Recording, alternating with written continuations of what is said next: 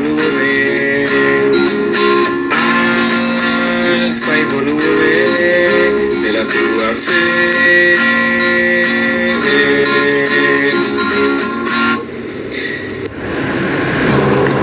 Bienvenidos a este su canal donde meditamos y reflexionamos el Evangelio cotidiano a través de la óptica de la tradición y el magisterio de la Santa Iglesia Católica, la única iglesia que porta las llaves del reino de los cielos. Lo que ates en la tierra quedará atado en el cielo, lo que desates en la tierra quedará desatado en el cielo. Bienvenidos. Entramos al domingo 17º del tiempo ordinario y estamos en el Evangelio de San Lucas, capítulo 11, versículos 1 al 13. Vamos a quedarnos con la fracción última de esta fracción 13, en cuanto a que se enuncia de esta forma: si ustedes, que son malos, saben dar cosas buenas a sus hijos, cuánto más el Padre del cielo dará el Espíritu Santo a quienes se lo pidan. Palabra del Señor. Gloria a ti, Señor Jesús. Acordémonos que Lucas es el discípulo de la indagación, es el discípulo de la investigación. Lucas se puede, además de ser un erudito, se puede entender como aquella persona que busca siempre la verdad y que está siempre al tanto de lo que ocurre con los sucesos que le interesan en cuanto a la salvación propiamente establecida en Cristo. Y que estos eventos y estos sucesos cobran tanta importancia en lo que es él, en lo que es su acción investigativa y en lo que es su anhelo por descubrir la veracidad de las cosas, la veracidad de las circunstancias que han acaecido en aquel ambiente, que busca siempre hallar la verdad, como bien lo hemos dicho. Y dentro de estos conceptos tenemos que hoy analizar claramente, porque pues obviamente se habla precisamente de la oración del Padre Nuestro, y al mismo tiempo pues la parábola del amigo inoportuno, que esas parábolas no son, como lo dice la teología el día de hoy, basado en ciertos teólogos protestantes herejes. No, son parábolas que han ocurrido, así sea un sacerdote, sea un obispo, sea el que le diga que esto es una parábola, simple y sencillamente ocurrió dentro de la imaginación de Jesús.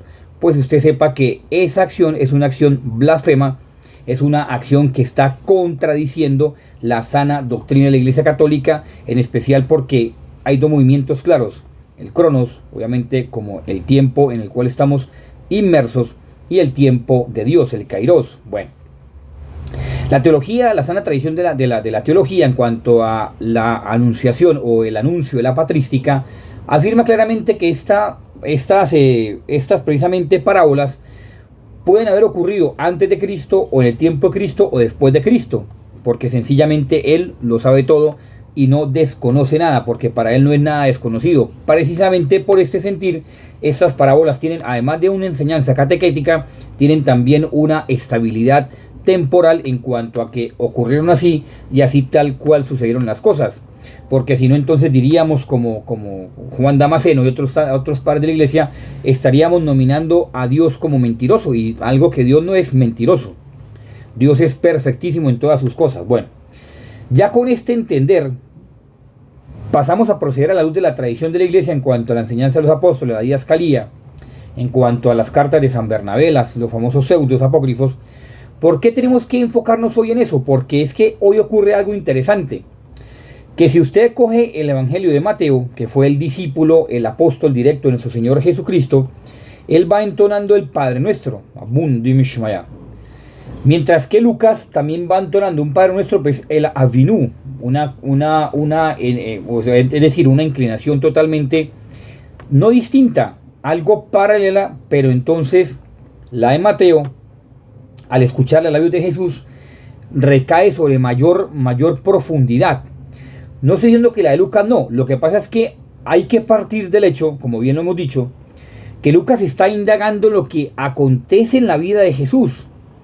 Y gracias a Lucas tenemos el Evangelio de la infancia de Jesús, gracias a Lucas tenemos la oración de la Virgen María, gracias a Lucas tenemos la respuesta obviamente la encomienda que hace Dios Padre a través de Gabriel a María Santísima, y todo el sentido de la encarnación del Hijo de Dios, gracias a Lucas y su investigación.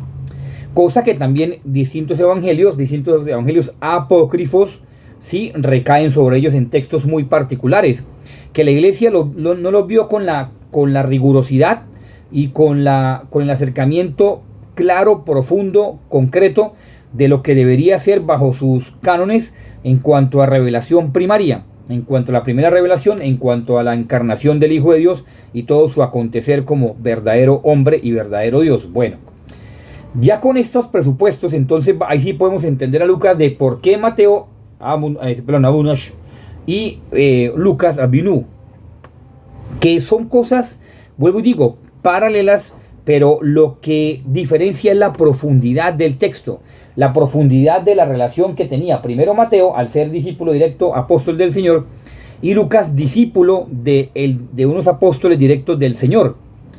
Entre esos, pues obviamente Pablo, que fue por antonomasia, es decir, Pablo fue llamado después de la resurrección de Cristo, y como él mismo dice, él se considera un aborto, simplemente por no estar a la altura de Jesús y porque había perseguido a los cristianos, pero son cosas que Dios en su infinita misericordia perdona siempre y cuando la persona se convierta de corazón y quiera alcanzar la salvación. Bueno, ya con este sentir, hay que enfocarnos en los escritos apócrifos, entre eso obviamente pues los apócrifos de los 12 patriarcas, de la enseñanza de lo apostólico, de la didascalía, al mismo tiempo de la famosa pseudo Bernabé, que estos hablan en un lenguaje hebreo, pero también tratan y tocan el lenguaje griego.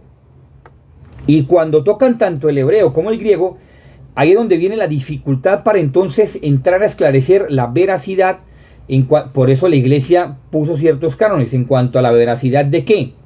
De no decir que es falso, sino de tratar de hallar la veracidad en medio de las circunstancias y del ambiente que rodea el texto. Eso es una de las partes de los cánones. De forma que cuando hablan de esta manera, hay una acción importante que quiero resaltar en cuanto a que se habla de esta palabra.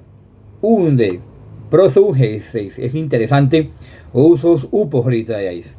Ali, bueno, en fin, va a terminar en esta fracción. Dice, enzeus evangeliu ausus. Autos, dice de esta parte, proseugeseis pater humus. Está expresando que debemos orar, eso es griego, por eso digo que eso es griego, un griego del siglo I, o antes del siglo I, igual al mismo griego con que traduce el Evangelio de Lucas, el mismo griego con que traducen el Evangelio de Lucas, porque acuérdese que el Evangelio de Lucas está escrito en hebreo, un hebreo antiquísimo que Lucas recobra, y que por eso en el texto original de Lucas sí se logra entender por qué la Virgencita María dice, no, o sea, desconozco tal saludo, porque es una lengua diferente a la lengua materna que ya estaba manejando, y bueno, en fin, no es tema de este día. Pero sí me quiero quedar con esta fracción que dice obviamente, proseugeseis pater humus, que dice, debemos orar como lo mandó el Señor en su Evangelio. Todos los textos apócrifos que he nombrado, y que los grandes eruditos en apócrifos los nombran, tienen esa claridad. Debemos orar como Cristo, como el Señor nos enseñó o como nos mandó en su Evangelio. Padre nuestro que estás en... Bueno, en fin. Ahí acentúa el Padre nuestro, es decir, el Abunum Shemea, que no es que difiera el de Lucas, ni más faltaba. El Abinú, no es que difiera, sino que sencillamente da a entender que la experiencia que tienen los apóstoles en cuanto a la enseñanza de la oración de Jesús logra tener una gran profundidad, una profundidad única, que sencillamente logran comprender que a través de esa oración están sumergidos en el Padre, y que al estar sumergidos en el Padre, entonces logran entender el mesianismo de Jesús. No es que está diciendo que está contrario a la oración de Lucas, no, ni más faltaba. Estoy aclarando que mientras Mateo, está hablando de una forma radical en cuanto a que el Padre, por quien existen todas las cosas, se hace uno con nosotros y esclarece su reinado en nosotros, que es lo que nosotros deseamos, que una vez muertos a esta vida, cuando ya nazcamos a la eterna, podamos estar eternamente con Él. Y no es que esté diciendo que el hebreo, en este caso el de Lucas, el Avinu, sea distorsión de un Padre Nuestro equivocado. No, no estoy diciendo eso.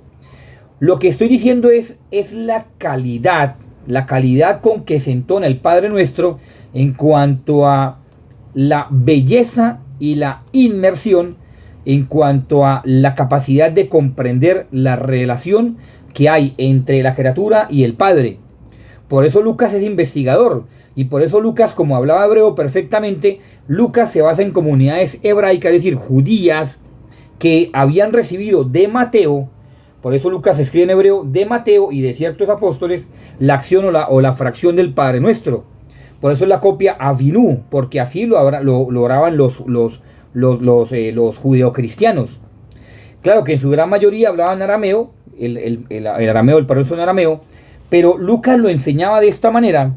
Era precisamente porque había recibido de los apóstoles de Juan esa enseñanza en cuanto a que los discípulos le habían pedido a Jesús que los apóstoles de Juan así le enseñaron a orar, pues él como su maestro le enseña a orar. Y es aquí donde quiero llegar. ¿Por qué? Porque las comunidades primitivas y algunos seguidores de Juan el Bautista aún tenían cierta prevalencia en comunidades primitivas cristianas. Y esto es lo que hacía la diferencia en cuanto a que si le suma eso y súmele ahora además el movimiento judaizante que quería era separar las comunidades cristianas y aquellos judíos que hacían parte del nuevo movimiento del camino de los nazarenos, de los cristianos, seguidores de Cristo, pues simplemente le hacían la vida imposible para que retornaran al judaísmo pensando que era lo mejor y no se daban cuenta que el cristianismo, es decir, el camino que ha puesto Jesús es el camino de la verdad, de la realización en cuanto a la vida eterna. Es aquí entonces donde entra esta acción exegética propuesta por muchos que ya vamos a ver en cuanto a ese texto, como dice, vamos a analizar esta pequeña fracción cuando dice cuanto más, que dice cuanto más el Padre os dará el Espíritu Santo. Bueno, pero esa acción, cuanto más. De forma que ya para ir dejando estos textos a un lado, solamente me resta por decir que el Avinu que habla San Lucas es un texto que se puede orar con disposición, sabiendo que el Padre nos escucha, pero que este Avinu está, si el arameo nos sube, si el arameo nos permite sumergirnos en el Padre, sumergirnos en esa acción del Padre, el hebreo también nos permite acercarnos mucho más a una realidad paterna de Dios, pero en cuanto a que nos hace conscientes que somos hijos de un Padre que se preocupa por cada uno de nosotros, mientras el arameo nos está hablando de que sí, que es Padre de todos, pero que nos ama a cada uno con ese amor único, como si fuéramos los únicos. El hebreo nos abre la posibilidad de entender a un Padre que ama a todos, que todos somos importantes y que al mismo tiempo entonces goza de la condición, el Hijo, el Mesías, goza de nuestra condición humana, así también como lo nombra el arameo. La única diferencia que se puede llegar a notar, como dicen los grandes exegetas, es que el arameo nos permite sumergirnos en esa oración de Jesús, mientras que la oración que propone Lucas también nos permite sumergirnos, pero ya entendida desde una acción un poco más humana, un poco más, digamos, de la comunidad, en cuanto a entenderse que el Padre es Padre de todos. De forma que así se entiende la traducción de Lucas. No es sin demeritar el esfuerzo que hizo Lucas en aquel entonces para buscar y hallar las fuentes de donde salieron todas las oraciones de Jesús y en cuanto a las grandes investigaciones que hizo este gran discípulo del Señor Jesucristo, ese gran evangelista del Señor Jesús. Por algo está lleno del Espíritu Santo y por algo en las primitivas comunidades cristianas lo hablaban precisamente de esa agua viva llena del Espíritu Santo, de la cual Lucas hablaba, y que era el agua del bautismo en cuanto a lo esencial de seguir a Jesús del bautismo, en cuanto a ser discípulo e hijo de Dios. Ya con este presupuesto que podemos entender en cuanto a la realidad del Padre Nuestro, en cuanto al arameo y el hebreo, vamos entonces a proceder a, ahora sí, el texto bíblico como tal, donde dice cuánto más el Padre. ¿Por qué? Porque el Padre Nuestro nos está dando las pautas necesarias para que ustedes y yo entonces entendamos que el Padre nos ama. Santa Teresita, el Niño Jesús, San Francisco de Asís, todos esos grandes santos no podían ni siquiera decir Padre, porque inmediatamente entraban en un éxtasis que quedaban arrebatados ante la belleza, la hermosura del amor del Padre por ellos, como si fueran, vuelvo digo, como si fueran las únicas criaturas en este mundo. Que al analizar este mismo contexto de esos santos, pues uno también debería, al orar al Padre Nuestro, tratar de entender tanto amor nos tiene el Padre, como dice San Juan, el apóstol, el gran discípulo del Señor Jesús, que mandó a su Hijo único para que muriera por ustedes y por mí. Es impresionante, lo que pasa es que uno no lo comprende hasta que Dios no le revela esa realidad. Bueno, ya con este proceder, por eso digo, cuánto más el Padre del cielo dará el Espíritu Santo a quien se lo pide. Dice, si ustedes son malos, ahora cuánto más el Padre dará el Espíritu Santo. Bueno, el oyente la parábola del amigo inoportuno. Pero es que Lucas, vuelvo y digo, Lucas lo toca en un hebreo antiquísimo que enuncia el famoso Kamach Yoter. Que el Kamach Yoter era únicamente un término utilizado, y espero que por favor me ponga muchísima atención, un término solamente utilizado para expresar que solamente eso y únicamente eso lo puede hacer Yahvé. Porque Kamach Yoter está entonces expresando, y Lucas nos está informando, que solamente lo único bueno, porque Kamach también es una alusión a una acción que quita lo malo, expulsa lo malo, no deja nada malo en sí. Y Yoter quiere decir la acción de Yahvé sobre algo en específico, de forma que solamente Dios puede quitar lo malo, solamente Dios puede quitar lo malo de cualquier parte, y al mismo tiempo, como quita lo malo, entra lo bueno, que es el mismo Yahvé.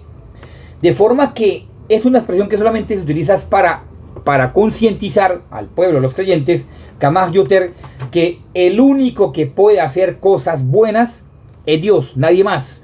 El único, que eso quede claro, el único que puede hacer cosas buenas es Dios. Nadie más puede hacer cosas buenas. Si a usted le nace hacer cosas buenas es porque Dios se las ha inspirado. Así sea usted creyente o no creyente, es porque Dios ha puesto en su corazón, en su interior, en su conciencia, realizar cosas buenas. De lo contrario, usted no podría hacer cosas buenas jamás. Espero que esto le quede claro a cada uno de nosotros, consciente de que las únicas cosas buenas que nosotros hacemos es porque Dios las permite y porque Dios las quiere. De forma que ese Kamach Yoter debe quedar claro hoy en día, que Dios quita lo malo, quita todo lo malo que hay en nosotros, para que entonces Él entre con todo su poder, entre con toda su bondad, para que solamente Él, que solamente es bueno, únicamente bueno, haga cosas buenas en nosotros. Ya con esta claridad es importante entonces saber de que todo lo que ustedes y yo hagamos de bueno no es de nosotros, es porque Dios primeramente lo puso en nosotros. Ahora hay que pedirles a Dios que quite de nuestra vida todo lo malo, todo lo que no sea de Él, que lo quite, que lo expulse de nuestra vida, para que entonces nuestra vida únicamente sea bondad, misericordia. Primeramente, gracias al Padre por estar en nosotros, y seguidamente que el Padre actúe en nosotros a través de su Santo y Divino Espíritu, para que únicamente hagamos cosas buenas, porque solamente Él lo puede hacer, nadie más. Vuelvo y digo, según los teólogos espirituales, las famosas mociones, si usted siente algo de bueno por hacerlo, por alguien o por algo, primero pues tiene que pasar por el filtro del discernimiento, pero seguidamente, junto con ese filtro del discernimiento, si lo hace, algo laudable, algo bueno, no es suyo, es porque Dios se lo puso. Y por eso, cuando usted lo vayan a juzgar, no lo van a juzgar por cosas buenas, créame que no, porque son méritos que Dios le da a través de Cristo. Como dice San Agustín, Dios puede salvar sin méritos, pero también Dios no puede salvar a través de que usted haya hecho la culpa. O sea, Dios, ¿cómo le va a usted a premiar si usted ha tenido culpa? ¿Y cuál es la mayor culpa del cristiano? No seguir a Cristo. ¿Cuál es la mayor culpa del cristiano? Sencillamente no hacer la voluntad de Dios. ¿Y por qué lo van a juzgar? Por las cosas buenas que usted dejó de hacer. Es ahí donde está la complejidad, el problema de seguir a Cristo, porque El problema es seguir a Cristo. Si usted no lo sigue, sencillamente usted no puede alcanzar la salvación. Como dice San Agustín, Señor, qué difícil es seguirte, pero no puedo vivir sin ti. Pero qué difícil es vivir sin ti, qué difícil es estar sin ti. ¿Por qué? Porque Cristo es lo necesario. Por eso el cristianismo, si usted piensa que el cristianismo es de un movimiento o una religiosidad o una idiosincrasia de relajación, de calma, de tranquilidad, sí, lo puede ser porque Dios da la calma y la tranquilidad, pero también exige, y Dios exige cosas buenas. Por eso cuando usted deja de hacer cosas buenas, usted sencillamente se puede estar ganando la condenación, porque Dios se la pone en su corazón y Dios está quitando cosas malas de su vida para que usted haga cosas buenas, y resulta que usted, esas cosas buenas que usted Dios le inspira a hacer, no las hace. Entonces ahí donde está el inconveniente. El inconveniente, por eso que quede claro, Kamach Yoter, solamente Dios puede quitar lo malo, expulsar lo malo y colocarse en sí mismo. Yoter quiere decir Yahvé en sí mismo, es decir, Yahvé dentro de esa persona, Yahvé dentro de ese individuo, que lo que hace es quitarle todo lo malo y vivir Yahvé en él.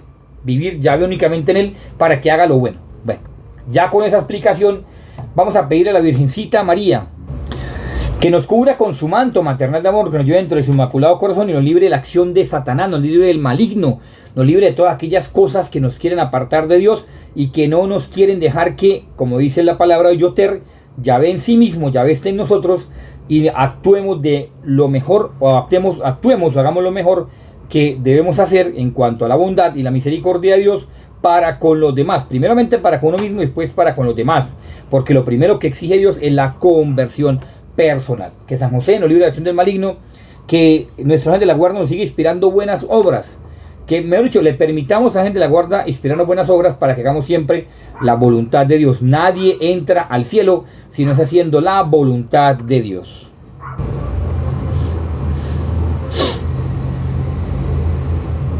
Si fue de tu agrado esta reflexión, esta meditación del Evangelio el día de hoy, te agradezco para que las compartas con tus seres queridos, con tus amigos, y se pueda inscribir a este canal más gente para poder difundir más el mensaje. Dios te bendiga, muchas gracias. Y si deseas, además de colaborar con la oración para que este canal se siga difundiendo, si deseas también donar alguna ofrenda económica, lo puedes hacer a través de estas dos plataformas aquí en Colombia, Nequi y Plata. Aquí está el número. Muchas gracias por tu colaboración. O si deseas o te sientes más cómodo, además de, vuelvo y digo, orar por este canal para que se difunda, ofrendarnos económicamente a través de esta cuenta de ahorros de vivienda, lo puedes hacer desde cualquier parte del mundo, aquí en Colombia y desde cualquier parte del mundo. Muchas gracias, Dios te bendiga, la Virgen María te acompañe, San José te cuide y tu ángel de la guarda le permitas que te inspire para que hagas siempre la voluntad de Dios. Feliz día, feliz domingo de la mano del Señor. Que estés muy bien.